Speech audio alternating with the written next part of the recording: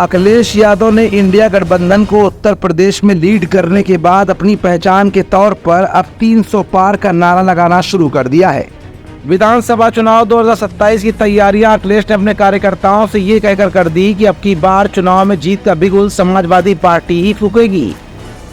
इन सबके बीच सपा प्रमुख अखिलेश यादव ने कन्नौज से सांसद चुने जाने के बाद करहल विधानसभा सदस्यता से इस्तीफा दे दिया है। उन्होंने विधानसभा अध्यक्ष सतीश महाना को अपना त्यागपत्र भेज दिया है। इसके साथ ही फैजाबाद सीट से पहली बार समाजवादी पार्टी के सांसद चुने गए अवधेश प्रसाद ने भी विधानसभा की सदस्यता से इस्तीफा दिया है। अवधेश प्रसाद मिल्कीपुर विधानसभा से विधायक थे। दरअसल इस लोकसभा चुनाव 2024 में कन्नौज लोकसभा सीट को लेकर आखिरी तक सस्पेंस चलता रहा कि अखिलेश यादव कन्नौज से लड़ेंगे या फिर कहीं और से, लेकिन चुनाव के ठीक पहले अखिलेश यादव ने फैसला लेते हुए कन्नौज लोकसभा सीट को चुना। यही नहीं, लोकसभा सदस्य निर्वाचित होने के बाद ये भी कयास लगाए जा रहे थे कि अखिलेश यादव राष्ट्रीय राजनीति में अपनी सक्रियता अब बढ़ाते हुए दिखाई देंगे और कुछ ऐसा ही सीन अब 2027 को लेकर भी बन रहा है, क्योंकि अखिलेश अब एक राष्ट्रीय नेता के रूप में अपनी पहचान बनाने में पूरी तरह से जुट गए हैं। यही वजह है कि कार्यकर्ताओं का मनोबल बढ़ाने के लिए अखिलेश अब नए जोश के साथ वापसी भी कर चुके हैं।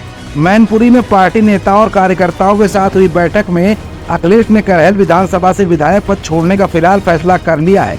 अब वो कन्नौज निर्वाचन क्षेत्र का प्रतिनिधित्व करते हुए दिखाई देंगे। लखनऊ पहुंचे समाजवादी पार्टी प्रमुख अखिलेश यादव ने इस्तीफे की यह कॉपी विधानसभा अध्यक्ष कार्यालय को भेज दी है। यही नहीं, फैजाबाद यूं कहे कि अयोध्या सीट से इतिहास रचने वाले और पहली बार समाजवादी पार्टी सांसद चुने गए अवधेश प्रसाद ने भी विधानसभा की सदस्यता से इस्तीफा दे दिया है।